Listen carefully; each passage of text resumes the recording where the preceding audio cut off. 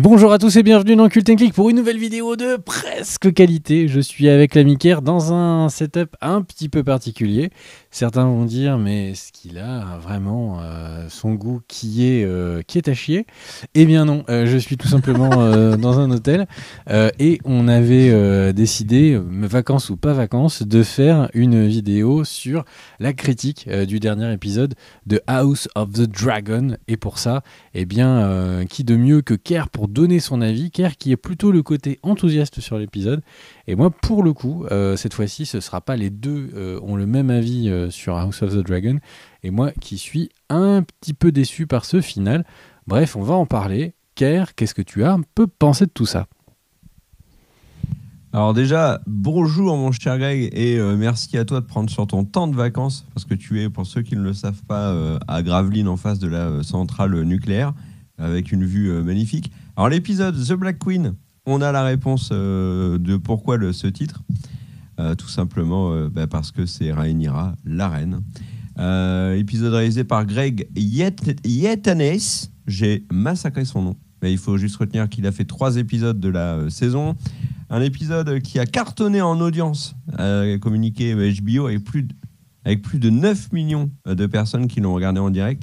Et c'est une belle perf, parce que HBO nous a fait encore une HBO-like, c'est-à-dire l'épisode a fuité. Et là, il a carrément fuité vendredi, avant la sortie officielle de l'épisode le dimanche soir. Donc voilà, alors HBO sur House of the Dragon, c'est 3 épisodes sur 10 quand même qu'on fuité. Enfin, c'est dommage. Bon, moi, j'ai continué mon rituel de me lever le lundi matin une dernière fois pour cette saison 1 pour regarder cet épisode qui, comme tu me l'as dit, m'a plutôt plu. Alors, je vais commencer par un coup de gueule, si tu le permets, avec le générique de la série qui spoil. Eh ben oui, et ça m'embête. C'est une habitude dans GOT, en fait, dans le générique, ils ne mettent que les acteurs qui sont présents dans l'épisode. Et sur le final, du coup, comme Olivia Cook, par exemple, n'était pas là, on comprend tout de suite qu'il n'y aura pas Alicent dans l'épisode.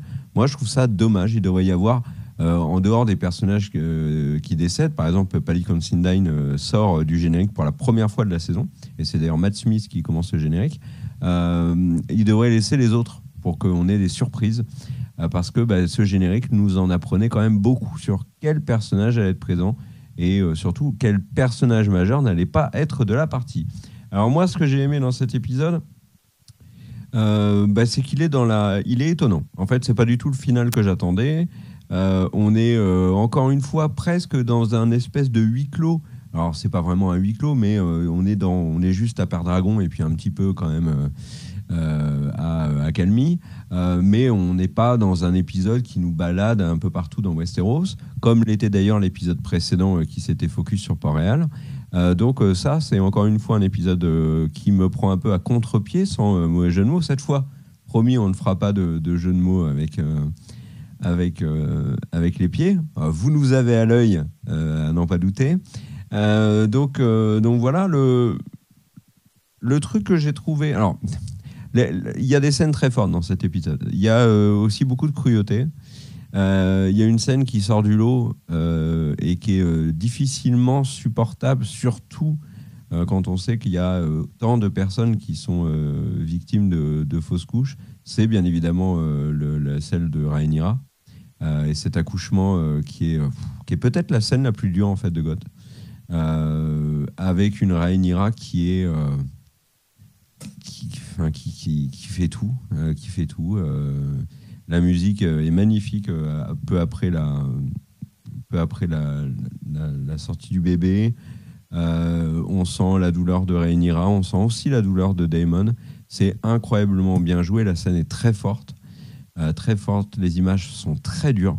C'est vraiment, vraiment pour le coup, c'est le grand écart, par exemple, avec The Rings of Power ou La Roue du Temps, en termes de, vas-y, qu'on met des scènes qui n'épargnent pas le téléspectateur. Son couronnement, pareil, c'est une scène qui est magnifique. Quand le jumeau donne la couronne, la musique est superbe. D'ailleurs, je tiens à souligner que la BO est disponible, ça y est, enfin, de la saison 1, signé Ramin Djawadi. Et là, sur cet épisode, je trouve qu'il s'est surpassé. C'est vraiment l'épisode où la musique est la plus belle. Et puis après, l'épisode nous emmène sur un chemin, encore une fois, que l'on ne peut, que l'on n'imaginait pas, même si, pour en avoir parlé en off avec toi, je te rejoins, il y a des éléments que l'on voit venir. Le décès du petit, je sais plus comment il s'appelle, Lucaris, je crois. Ouais, Lucaris. Est cruel parce que c'est un petit bonhomme, quoi. C'est un petit bonhomme qui est complètement dépassé par ce qui lui arrive. Il essaye tant bien que mal de bien faire les choses, d'être digne des responsabilités que lui donne sa mère. On sent vraiment que Rhaenyra et tous les autres sont particulièrement affaiblis jusqu'à l'arrivée de Corlys qui fait allégeance. Cette requête d'aller à Accalmie pour avoir l'aval de... Alors, je ne sais plus c'est qui, c'est Lord Boros. Et puis cette confrontation avec Aemond. Alors, bon, moi j'avais vu que l'épisode était sorti vendredi, petite anecdote, j'avais vu la scène finale sur les réseaux sociaux. Donc je savais comment ça terminait. Et j'ai eu l'énorme surprise d'avoir absolument rien compris à ce que j'avais vu vendredi et donc d'être assez étonné. Moi j'avais vu que c'était le fils aîné qui décédait. Bon, c'est le petit. Je trouve que c'est très dur. C'est un choix qui est très dur, qui, au niveau de l'histoire, lance vraiment la danse des dragons. Même si on pourrait dire qu'elle commence vraiment avec l'accession au trône d'Aegon, mais comme pour l'instant, Rhaenyra était plutôt dans une démarche de, par exemple, négociation comme Alicent, le décès de Lucaris forcément met un terme à tout ça, parce que Rhaenyra, quand elle se retourne dans la dernière image de la saison, ce qu'on voit sur son visage, c'est des larmes. Ce qu'on peut lire dans ses yeux, c'est le feu de la guerre, quoi. Donc, c'est beau, hein, ce que j'ai dit. Et il y a un truc aussi qui m'a beaucoup étonné dans cet épisode, et qui est probablement une invention de la série par rapport au bouquin, c'est que finalement, ça n'est pas Aemon qui tue Lucerys, c'est le dragon Arax qui attaque Vhagar, et c'est Vhagar qui pulvérise, le pauvre petit et son dragon, avec Aemon qui est sur lui en train de lui dire non, non, non, non. On en parlera après parce qu'à mon avis, ça cache quelque chose. Ça cache quelque chose, c'est une volonté des showrunners derrière tout ça, à mon avis. Bon, en tout cas, voilà, j'ai trouvé que c'était un épisode qui était encore une fois très fort. C'est le mieux noté sur IMDb de la saison. Très fort, mais très dur. Voilà, pour le coup, j'ai trouvé que la série ne nous épargnait pas. Il y a 2 enfants qui passent dans cet épisode et c'est clairement pas ce qu'on a envie de voir dans ce genre de série. Et pour terminer, une petite réplique que j'ai aimée dans la série, que j'ai notée, c'est l'espoir et le soutien des idiots. Je ne sais plus qui c'est, Corlys qui dit ça. Voilà, ton avis, mon cher Greg? Eh ben, il est assez différent du tien. Alors, moi, je vais faire petite note de préambule. Je sais que je suis toujours un petit peu plus subjectif quand c'est de la violence aux enfants dans une œuvre. Donc, c'est peut-être pour ça que je l'ai aussi moins aimé cet épisode. Mais j'avoue que le premier mot qui m'est venu après, c'est que cet épisode m'a gonflé. Alors, il y a plein de trucs très réussis, il y a plein de moments qui sont marquants, il y a plein de bonnes choses, mais les parties sur les enfants, alors c'est pas que parce que c'est violence aux enfants, je trouve que je vais vous étayer pourquoi j'ai trouvé que c'était vraiment loupé. Et à côté de ça, un final qui envoie pas forcément autant que ce qu'il devrait, puisque du coup les prochaines saisons vont être, ne seront pas dans quelques semaines. On parle plutôt de potentiellement au minimum 2 ans. Donc est-ce que c'est un épisode qui crée la hype pour 2 ans? Je ne suis pas sûr. Alors maintenant, je vais un peu détailler. Moi, je trouve que c'est un épisode qui est... pourquoi je dis gonflé? C'est parce que c'est un épisode qui fait des facilités scénaristiques qui ont tendance à m'énerver.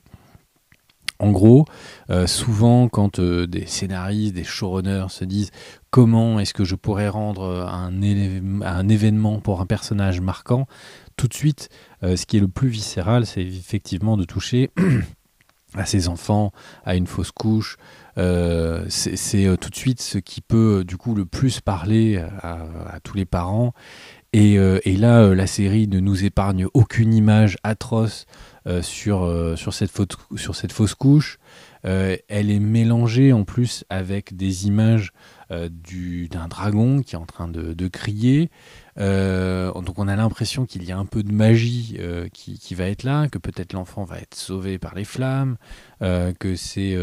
on est en train de voir, enfin moi je m'imaginais que on était en train de voir la naissance du futur roi et de comment est-ce que sa force de Targaryen ça pouvait sortir. Donc, et au final non, ça sert à rien, les cris de dragon ils servent à que dalle.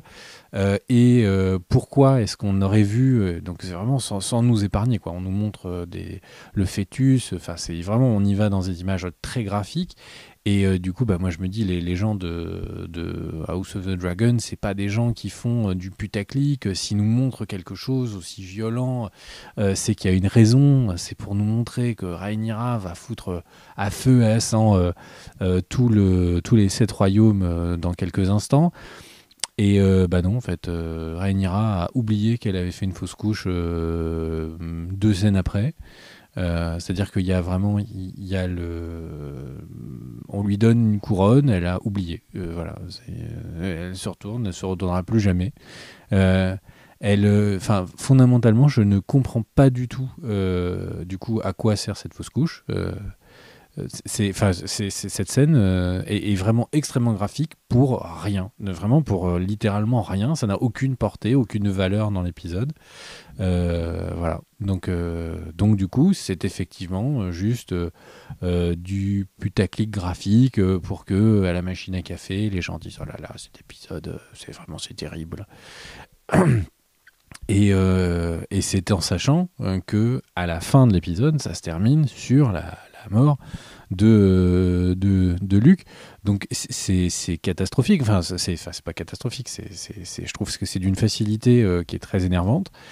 Et puis en plus, on avait moqué les débilités de la saison 8 avec Dany qui baladait ses dragons au-dessus de la flotte qui était équipée de scorpions pour tuer des dragons. Et là, du coup, Rhaenys, Rhaenyra, qui est du coup censée être pas du tout idiote, envoie ses 2 fils avec leurs dragons, mais tout seuls, auprès de Bannerey, dont on ne sait pas s'ils sont OK pour l'Alliance. Donc on peut supposer que comme c'est des Bannerey qui sont entre les deux, il y aura forcément les Verts et potentiellement les dragons des Verts qui sont présents. C'est-à-dire que quand elle les envoie, on sait déjà que c'est débile. Et il se trouve qu'au final, est-ce qu'on est surpris ? Non, c'était effectivement débile. Il y en a un qui passe. La scène, en fait, je suppose que le but, c'était de nous montrer à quel point le dragon d'Aemon est incroyablement... Enfin, il fait la taille d'une ville et tout. Donc, d'essayer que le graphique, en fait, nous fasse oublier la débilité du truc. Mais non, une idée débile donne quelque chose de débile. Donc, c'est peut-être le plus épisode... le plus proche spirituellement de la saison 8 de Game of Thrones de toute la saison. Moi, j'ai énormément aimé House of Dragon. Là, cet épisode... vraiment, les facilités, les unes à la suite des autres, sont vraiment, vraiment loupées. Et alors, encore une fois, j'ai en préambule, j'ai dit que j'étais peut-être plus subjectif sur certaines thématiques, mais faut m'expliquer en quoi c'est pas des facilités. Et pour finir, par contre, donc sur une note plus positive, il y a effectivement des moments qui sont très réussis. Quand Aemon et Lucerys sont face à face, cette scène, elle est bien jouée. C'est la première fois qu'on voit les terres des Baratheon. Je trouve que graphiquement, ça renvoie énormément, c'est très beau. Il y a le plan avec donc le dragon d'Aemon qui est derrière, qui est pareil, qui est extrêmement réussi. Comme l'a fait remarquer ma femme avec qui je regardais l'épisode, ils ont refait la scène où Rhaenyra, au tout début, avait empêché le bain de sang. Là, de nouveau, elle sauve Otto. D'ailleurs, pourquoi est-ce qu'Otto irait en personne voir Daemon On a l'impression que il n'y a pas grand monde qui pense qu'il va survivre, en fait. C'est même se demander si Alicente l'avait pas envoyé pour qu'il y passe. C'est, encore une fois, un truc que je trouvais un peu absurde. Oui, Claire. Non, mais finis ton avis parce qu'en fait, concernant la bêtise de Rhaenyra ou la présence d'Otto, pour moi, il y a un élément qui est complètement explicable. C'est que en fait, Rhaenyra, elle envoie des messagers et Otto est un messager. Et il y a et les Verts et les Noirs ne sont pas en guerre. Ils ne sont pas en guerre. Là, il y a pour l'instant Aegon qui a été nommé roi. Il n'y a pas eu pour l'instant d'attaque d'aucun. Et ce sont des messagers, ils sont protégés par leur statut de messager. Et d'ailleurs, Boros intervient et interdit à Aemon, qui est pourtant le frère de son roi, de faire verser le sang. Et on voit même que le statut de messager fait que Aemon, qui déteste ses neveux et veut les voir mourir, ou en tout cas leur prendre un œil, ne veut pas que son dragon le tue. Et il est choqué par le fait que Vargar, à la fin, l'a buté. Donc Otto se pointe. Logiquement, dans les règles de l'art de la guerre qu'on peut constater dans Goth, alors après tu vas me dire oui, Daenerys a foutu le feu à tout et l'art de la guerre, d'accord, mais normalement un statut de messager c'est la même chose qu'ambassadeur, tu n'es pas tué, Mais rassure-moi, dans Goth. À la fin de l'épisode, Lucerys meurt. Donc ça veut dire qu'en fait, par rapport à mon avis, ce que j'avais dit, c'est que on se dit c'est quand même tendu de prendre le risque avec ses enfants, surtout quand elle est censée avoir perdu donc son enfant il y a quelques minutes. Ça paraît complètement dingue. Et ma remarque, c'est de dire, à la fin de l'épisode, elle a un autre enfant qui meurt. Ça paraît, je suis d'accord, ça fait paraît fou de prendre un risque. Et donc encore une fois, la seule manière qu'on peut l'expliquer, c'est de se dire que le personnage Rhaenyra n'était pas au courant qu'elle a fait une fausse couche 3 minutes avant. Et donc pourquoi nous montrer une scène aussi graphique que ça dans ce niveau-là. Enfin vraiment, je trouve cet épisode, qu'on le prenne d'un axe ou d'un autre, mal écrit. Et c'est quelque chose que je n'ai pas dit de House of the Dragon depuis le début. Je trouve que depuis le début, House of the Dragon est très bien écrit. Les personnages sont cohérents, chaque événement marque. C'est même des fois des épisodes, 3-4 épisodes avant, on voit quelque chose qui va éclore, une petite germe qui va éclore comme ça plusieurs épisodes après. Là, j'ai vraiment trouvé cet épisode avec une qualité d'écriture bien plus faible que le reste. J'espère que c'est pas la dynamique de la saison suivante. Et pour revenir à ce qui est positif, donc cette scène avec Otto, encore une fois, le jeu d'acteur, la tension est très très réussi. Et puis pour finir sur les scènes réussies, l'arrivée de Corlys, Rhaenys qui est toujours, qui vraiment pour le coup fait vraiment la reine qui n'a pas été couronnée. Elle a vraiment une prestance royale, ce qui est très marrant parce qu'elle sort de 2 saisons de Winx sur Netflix, qui est une série teenage, une saison de Winx, une seule. Et où on lui en demande moins, et au final là dans House of the Dragon elle envoie quand même énormément de charisme. Corlys qui arrive, tu sais qu'elle était bien dans Winx, hein. Oui, mais quand tu dis ça veut dire que tu penses qu'elle est de même niveau que dans House of the Dragon? Elle avait un rôle plus important dans Winx, elle était bien. Alors la série est pas terrible, mais elle jouait bien. Je l'avais remarqué. Et j'étais content de la voir arriver dans House of the Dragon. Ok. Et du coup, tu m'as perdu. Et du coup, le truc, c'est que Corlys, aussi, moi j'ai trouvé Corlys assez impérial, et que quand il arrive, on joue sur le fait que, est-ce que oui ou non, il va s'associer à Rhaenyra, alors que on a un peu l'impression que c'est un peu fait d'avance, mais vraiment, ça marche bien. L'explication de Rhaenys de pourquoi est-ce qu'elle n'a pas déclenché la guerre, ce n'était pas à moi de déclencher la guerre.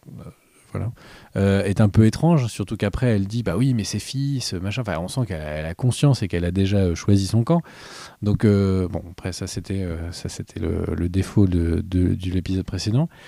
Mais voilà, donc une succession de très belles choses. Et par contre, on sent vraiment très fort de la saison 8 de GOT. Et ça, par contre, ça m'énerve. Juste une précision, quand Kerr dit que l'épisode est le mieux noté, en fait, on enregistre la vidéo le jour de sortie de l'épisode. Donc il est normal aussi que l'épisode soit au plus beau de sa forme en note à ce moment-là. On verra si ça restera le cas d'ici une semaine ou deux. Est-ce que tu veux réagir ou un peu rebondir sur ce que je disais ? Oui, alors déjà pour la note, je suis pas d'accord parce qu'en fait, elles descendent pas. Généralement, elles se stabilisent. Elles augmentent en nombre de votants sur IMDb, mais elles se stabilisent. Donc il n'y a pas de raison de croire que l'épisode va s'écrouler. J'ai pas du tout la même lecture que toi sur la facilité scénaristique. Tu comprends que le petit va mourir très tôt. Ça, c'est indéniable. Après, sur l'erreur de Rhaenyra, il y a un élément qui est évident, c'est qu'on comprend qu'elle est complètement bloquée dans cette situation tant qu'elle ne sait pas si elle a des soutiens, et tant qu'elle ne sait pas, elle ne peut rien faire.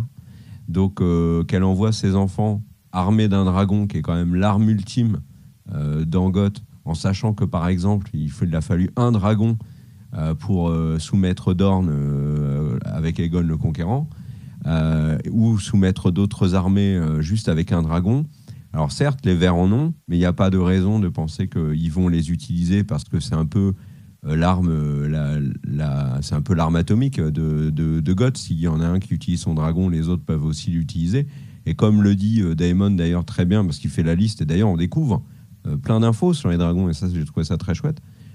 Finalement, les dragons, le camp des Noirs, en ont beaucoup plus que le camp des Verts, même si, comme tu l'as dit, Vhagar est absolument énorme et est un élément qui va peser probablement dans la balance. Alors moi, je vais revenir sur d'autres points que j'avais notés. Tu me diras, tu me coupes quand tu veux réagir. Tu as parlé de Rhaenys qui dit que elle refuse parce qu'elle veut pas provoquer la guerre. C'est marrant parce que Daemon a notre réaction. Il a dit mais pourquoi tu les as pas cramés? Donc ça m'a fait marrer. Il y a un truc qui m'a marqué dans l'épisode, c'est que Daemon est constamment en conflit avec soit Jacaerys, soit Rhaenyra.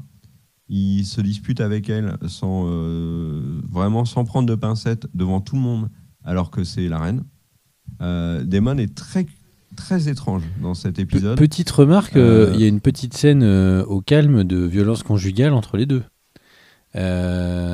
qui est quand même assez chelou, parce que Daemon était censé être un personnage un peu franc-tireur, un peu fifou, mais au final fidèle à son frère et tout. Et la petite scène de violence conjugale qui à mon avis va pas mal changer le regard sur le personnage. Ouais, ça je sais pas où ils vont aller avec ça. Oui, changer le regard que nous avons sur Daemon. Oui, et peut-être que la dynamique il a tué avec sa première femme avec une pierre, donc le regard qu'on a de Daemon, il est déjà... ça reste un monstre, hein. Mais oui, je suis d'accord avec toi. La scène où il étrangle Rhaenyra est très étonnante, d'autant plus que, outre le fait que c'est sa femme, et bien évidemment, on ne touche pas à sa femme, c'est aussi sa reine. Et il y a un truc que beaucoup de commentaires ont d'ailleurs mis sur l'explication de pourquoi Rhaenys ne tuait pas Aegon et Alicent, c'est que le régicide est extrêmement mal perçu dans l'univers de GOT. Et on le voit avec Jaime qui, quand même, tuant le roi fou, qui massacrait son peuple, est quand même resté le régicide toute sa vie,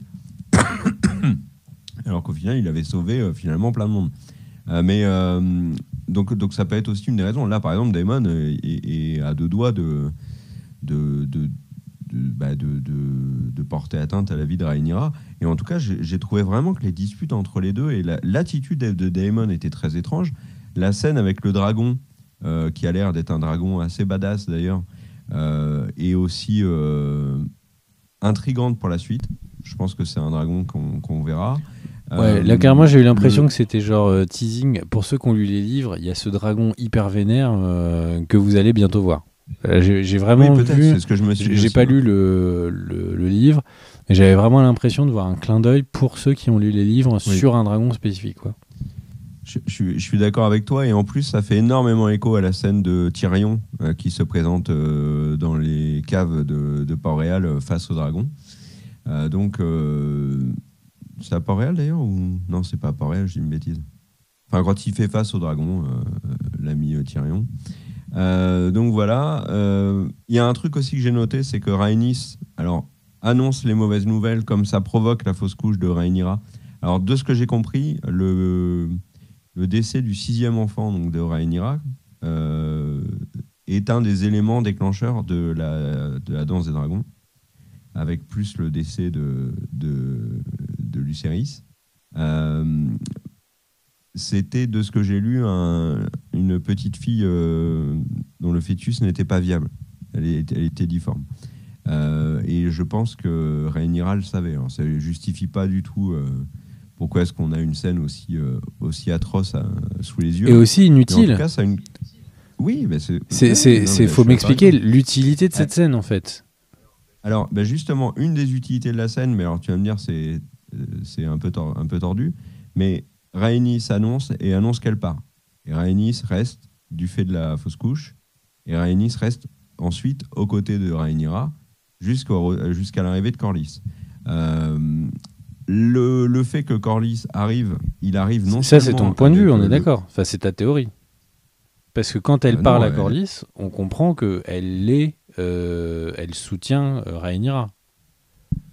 Oui, mais elle dit bien... Moi, je comprends plus les histoires de c'est ton point de vue. Bon, bref, elle dit je pars, au revoir, je fais pas partie de ce conflit, et elle reste. Donc pourquoi elle est encore là? Elle dit qu'elle part, et finalement elle reste. C'est lié à la fausse couche, et c'est ce que je viens de dire. Ensuite, qu'elle discute. C'est une approche de dire que c'est parce qu'elle a tous ses petits enfants qui sont là.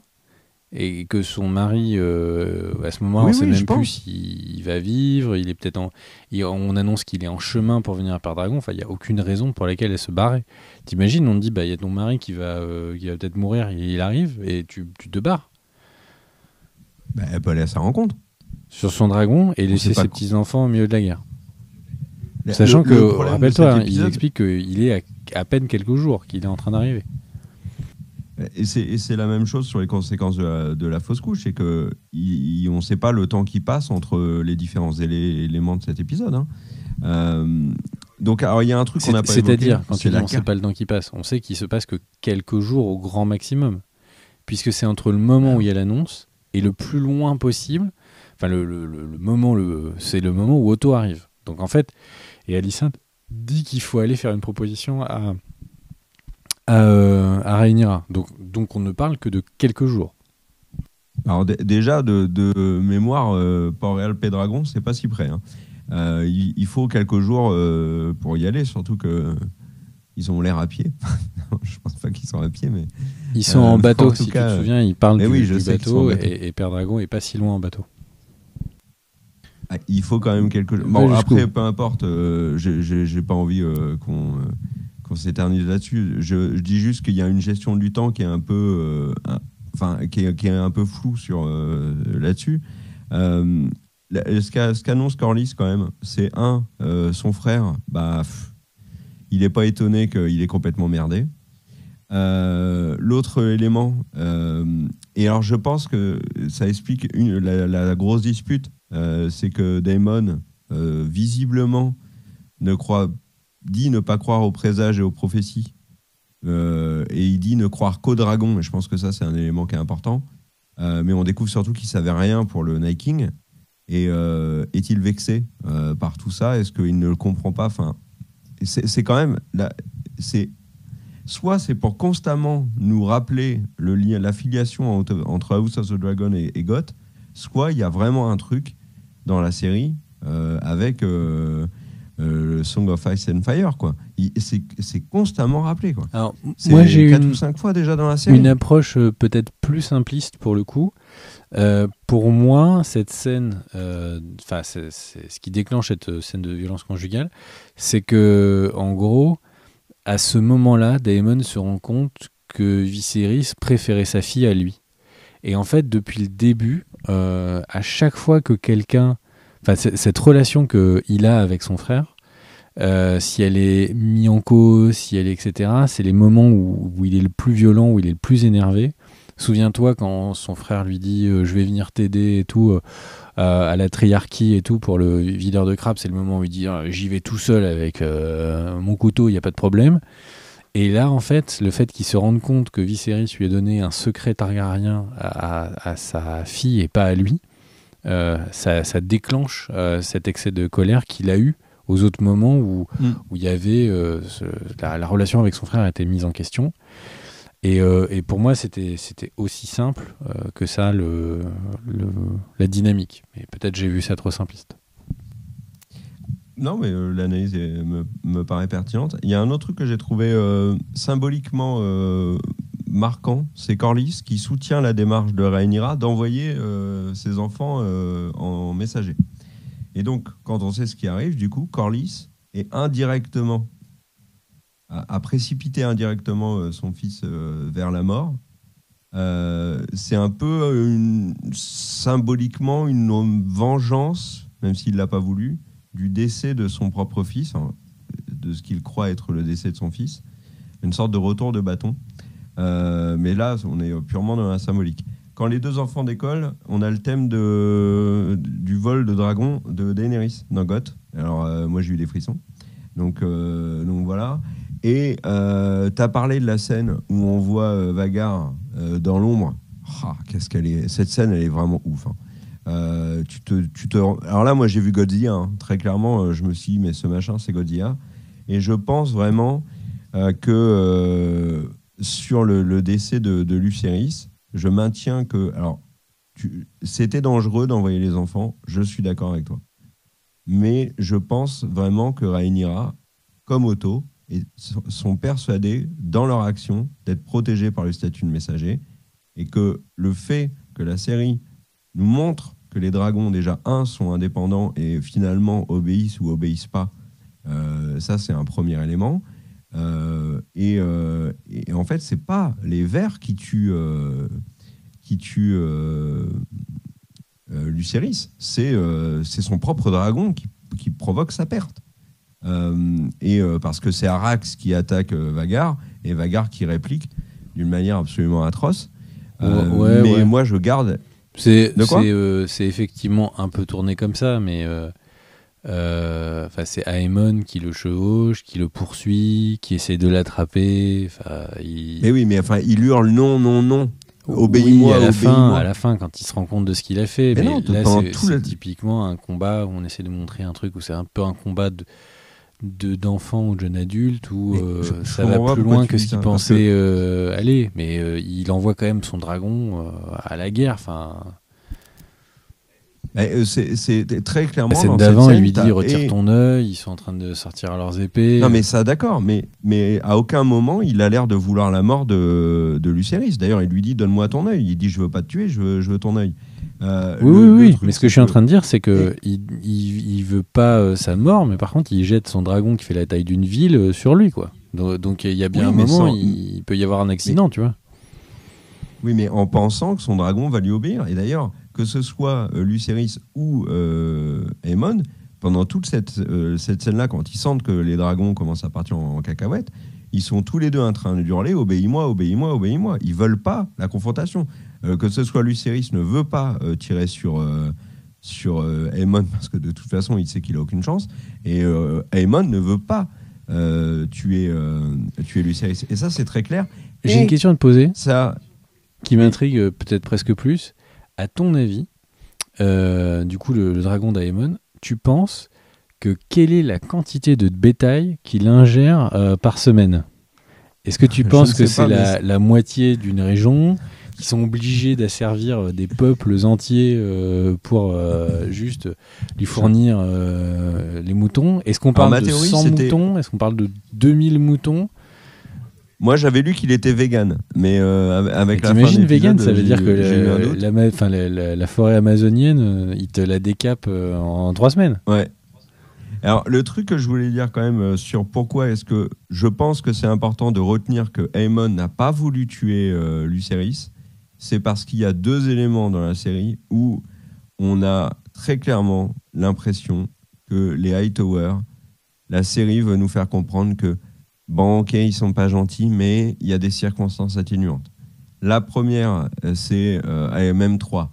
Le premier élément, Alicent, et au final, elle est copine avec Rhaenyra. Et elles se prennent vraiment la main. Et au final, moi qui avais vu, quand elle dit « je reviendrai avec mon dragon » et tout, j'y avais vu un calcul de la part de Rhaenyra qui dit « attends, je suis pas dupe ». Mais peut-être qu'en fait, si. Il n'y avait pas de sous-entendu, comme tu me le disais dans la vidéo où on en parlait. De quoi ? En fait, le truc, c'est que... En gros, le truc, c'est que... Déjà, il y a 2 choses. Il y a Aemon et Alicent. Aemon, en fait, là, ce qu'il fait, c'est un homicide involontaire. Il met tout en place pour que homicide y ait. Et à la fin, non, je suis pas d'accord. Il n'appuie pas sur l'arme, mais l'arme elle est partie toute seule. C'est un homicide dire. involontaire. La loi globalement française internationale est d'accord sur le fait que tu vas en tôle et qu'il y a une responsabilité. Donc, est-ce que Aemon est responsable ou pas ? J'ai envie de dire, déjà des personnes beaucoup plus sages que nous ont déjà pris la décision, il est responsable. Le truc, c'est que sur Alicent... c'est son interprétation. Quoi ? Les faits sont différents. Les faits sont différents. Il ne veut pas tuer le petit. Mais pourquoi il balance son dragon dessus alors ? Et qu'ils essayent de l'attraper avec sa bouche et qu'ils essayent la scène d'avant d'essayer de l'attraper avec ses griffes, c'était pour faire quoi ? Il essaie pas de l'attraper. Hein. Alors, regarde la scène. Hein. Il y a le dragon, on voit la bouche du dragon qui essaye de le choper. Juste avant, c'est ses griffes qui essayent de le choper.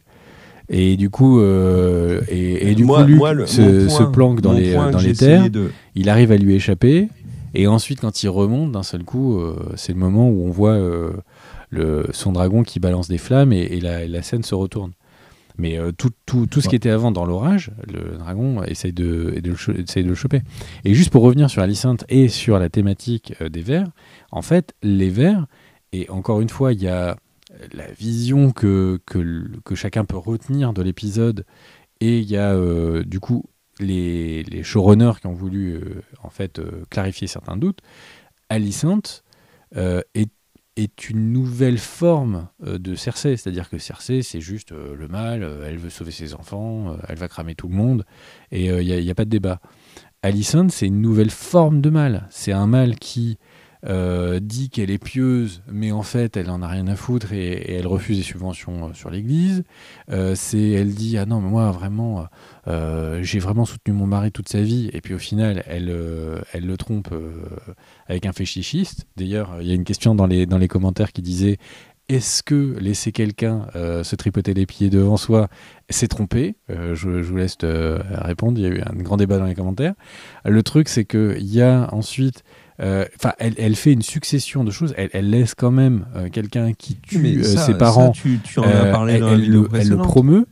Donc en fait, Alicent avait toujours un petit côté genre bon, je fais des horreurs, mais c'est pas vraiment ma faute. Et au final, l'épisode précédent, je trouve, clarifiait très clairement ses intentions. Mais il y a eu encore une part de doute. Il y avait des gens qui avaient encore des doutes sur est-ce qu'elle est si mauvaise que ça ? Est-ce que c'est vraiment à ce point-là qu'elle essaie de se cacher sa nature ? Et encore une fois, pour le coup, les showrunners ont été très clairs sur le fait que oui. Oui, mais moi, la parole des showrunners, je la bois pas comme parole d'évangile. C'est pas. Regarde les épisodes, alors, tout simplement. Et justement, l'épisode et l'attitude d'Alicent, c'est une pure interprétation. On peut penser qu'elle est sincère quand elle est peinée par la mort de Viserys, Est-ce qu'elle condamne Cole ? Attends, oui, non. Est-ce qu'elle condamne Cole qui tue quelqu'un devant elle de sang-froid ? Non. Okay. Est-ce que Larys, elle le condamne alors qu'il a tué ses deux, c'est son père et son frère ? Non. Ok. Est-ce Parce qu'elle l'a qu'elle demandé, trompe ça. son mari alors qu'elle est censée être super gentille pour avoir juste les secrets de Laris? Enfin, c'est quand même pour des trucs nazes, on est d'accord. C'est juste pour gagner en pouvoir. Oui, non. Mais moi, je comprends pas mais après, bon, peu importe. Moi, c'était pas du tout ce que j'étais en train de dire. Ce que j'essayais de dire, c'était que là, concrètement, la série va nous mettre d'un côté le camp des Noirs, donc avec Rhaenyra et Daemon, et de l'autre côté le camp des Verts. Le problème, c'est que je ne connais pas l'issue comme toi, je ne connais pas l'issue de la guerre. Mais si, admettons que les Verts font un massacre et gardent le trône à la fin, la grande morale de l'histoire, c'est qu'on aura eu des monstres toute la saison, toute la série qui auront eu le trône, et on se retrouvera un peu comme des couillons en train de se dire ah ben on a suivi que des salopards. Le truc, Mais c'est quoi la différence avec Cersei Cersei qui à un moment, il y avait un doute sur le fait qu'elle gagne la guerre contre Daenerys? On aurait suivi 4 saisons de Cersei qui était une enflure. Oui, mais elle n'a pas gagné la guerre. Quoi? Oui, mais elle n'a pas gagné la guerre, c'est ça. Mais en fait, donc ça veut dire quoi? Tu es en train de juste te dire bon bah les Verts c'est des salauds, mais comme ils vont sans doute gagner la guerre, c'est pas grave. Mais non, mais en fait j'ai pas expliqué ce que je suis en train de te dire. Mon point, c'est que la Danse des Dragons est déjà écrite et ils ont décidé de l'adapter. Peut-être que cette Danse des Dragons, comme elle est antérieure à Goth, se termine très mal pour le camp des Noirs, et que pour des raisons d'acceptation par le public des personnages des Verts, ils adoucissent ces personnages-là à plusieurs moments. Le quiproquo sur Aegon, c'est une invention de la série, alors que dans le bouquin, c'est juste Alicent et Otto qui veulent détrôner Rhaenyra, et c'est tout. Là, dans le bouquin, c'est Aemon qui tue Lucerys. Il n'y a pas de précision c'est les dragons qui ont décidé d'eux-mêmes.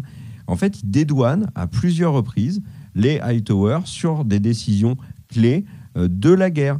Peut-être pour nous faire comprendre que ok, ils ont des défauts comme le camp des Noirs en ont aussi, mais qu'ils ne sont pas responsables de tout. Ça fait quand même beaucoup d'éléments où c'est quand même pas de bol. Alicent, elle comprend pas les dernières paroles de son mari. Là maintenant, Aemon, il tue le petit alors qu'il voulait pas. Enfin, ça fait beaucoup d'éléments pour ça. Et tu me dis oui, mais si Cersei, elle avait gagné la guerre. Mais oui, mais d'accord. Mais si à la fin de Terminator, c'était le méchant qui gagnait. Enfin, on peut inverser tous les films comme ça. Peut-être que, en fait, c'est le principe de l'œuvre. Ils font gagner le camp du bien. À la fin, c'est Cersei, elle y est passée. À la fin, Bran, il est sur le trône et Jon, il est en vie. C'est pas Cersei qui a massacré tout le monde et qui se balade avec la tête de Jon et de Bran. Mais là, tu présupposes que House of Dragon va terminer sur un happy ending. On sait foutrement rien. Non, je précise. Non, pas du tout. Au contraire, je suis en train de présupposer le contraire. Je suis en train de dire que comme je crains que la série se termine sur un massacre des personnages que le public aime bien, pour un triomphe du côté méchant, c'est-à-dire les Verts, Otto, Alicent et compagnie, ils adoucissent le regard qu'on peut avoir sur les Hightower, sur Aemon qui, ok, il a provoqué la mort de Lucerys, mais c'était pas son intention. Ok, Alicent, elle a mis Aegon sur le trône, mais elle a cru que c'était son mari qui disait ça. Et puis dans le même épisode, elle est hyper sympa avec Rhaenyra, elles sont quand même copines. Tu vois, enfin, pour moi, ils adoucissent volontairement le regard qu'on peut avoir sur les Hightower. Peut-être pour que justement, on ne soit pas que d'un côté ou de l'autre. Alors, en tout cas, que d'un côté, c'est-à-dire du côté de Rhaenyra. Ok, mais là, tu dis ça, mais à la fin de la saison, il y a beaucoup de personnes qui seront du côté des Verts? Non, mais il n'y a pas non plus une tonne de personnes qui sont en train de cracher dessus. Ils ont, des deux côtés, ils ont fait des trucs inacceptables.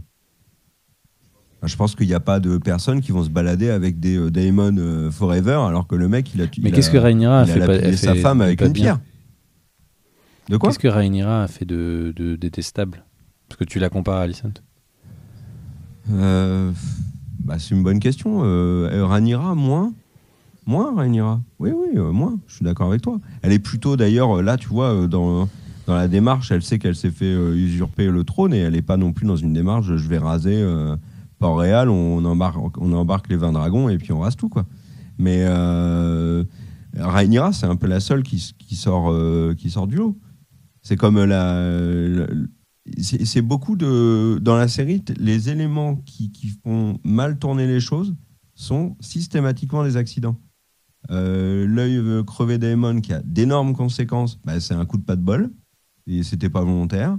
Le décès de Lucerys, c'était pas volontaire. Aegon sur le trône, la détermination d'Alicent, c'est un malentendu. Il y a aucune prise de décision. Alors, il y en a bien sûr, par exemple Alicent qui laisse Larys tuer des gens, mais elle fait comme si elle n'était au courant de rien. Mais voilà. C'est un élément que je trouve intéressant parce que dans le bouquin, c'est pas ça. Dans le bouquin, c'est très clairement Aemon bute Lucerys, Alicent usurpe le trône, basta. Et ça, c'est un élément, tu vois, qui est cool parce que Martin, qui est très impliqué sur la série, développe considérablement plus, j'ai envie de dire, ces passages-là qui sont expédiés dans le bouquin. Parce que le bouquin, c'est l'histoire des Targaryens. Donc, tu rentres pas dans le détail. Il va pas commencer à expliquer que ah oui, mais vous comprenez, Arrax, il a craché du feu sur Vhagar. Vhagar, il était plutôt vénère. Du coup, il obéissait pas à Aemon. Non, il conclut juste Aemon a buté Lucerys. Donc, ça permet à Martin de redévelopper un peu et peut-être de retravailler ces personnages et peut-être de leur donner une vision qui, auprès du public, qui est autre. Voilà ce que j'ai essayé de développer. Très bien. Je comprends mieux ton point de vue. Mais d'un point de vue où je te rejoins sur ce que tu as dit tout à l'heure, c'est que, point final, c'est vrai que j'aurais voulu plus. Le final de la saison 1 de GOT', c'est Daenerys qui a 3 dragons. Scène qui est extrêmement marquante. Le Rhaenyra qui se retourne avec ce visage déterminé, c'est marquant, certes, mais c'est pas aussi dingue que ça aurait pu l'être pour un final. Ça, c'était typiquement le décès de Lucerys et l'épisode en lui-même aurait très bien pu être un épisode de mid-saison ou balancé, tu vois, en épisode 8, épisode 9. Même épisode 9, on aurait été déçus. Donc pour un final, c'est vrai que c'est un peu léger. Ça n'enlève rien à la qualité, je trouve, de l'épisode. Et voilà. Eh ben écoutez, merci. N'hésitez pas à nous dire dans les commentaires si vous avez aimé cet épisode, si comme Ker ou plutôt comme moi, vous avez trouvé qu'il y avait des éléments plus ou moins utiles pour ne pas relancer le débat.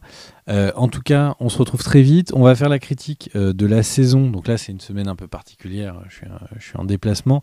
Donc du coup, la semaine prochaine, c'est sûr, au maximum, nous ferons la critique de la saison. Et également, il est hors de question qu'on se prive de faire le distinguo et de faire un petit peu le comparatif avec le Seigneur des Anneaux, parce qu'il y a des similarités qui sont quand même assez étonnantes, des distinctions étonnantes, des vrais choix. Bref, on va en parler un petit peu plus bientôt. Teasing, mon cher Greg, laquelle des deux séries avons-nous préféré? Mystère. Les paris sont ouverts. Des bisous à tous, on se retrouve très vite. Ciao. Ciao.